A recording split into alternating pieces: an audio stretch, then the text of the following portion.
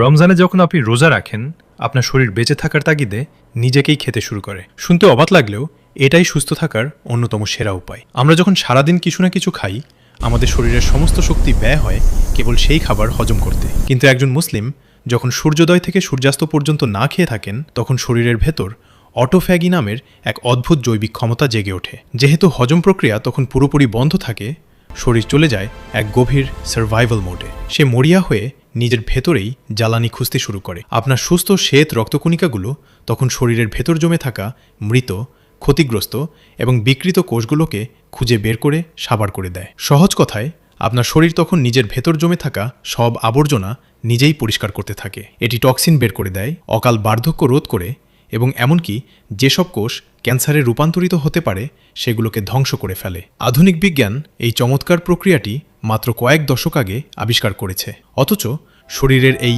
Ultimate biological factory reset বাটনটি চাপার নির্দেশ এসেছে আজ থেকে 1400 বছর আগেই।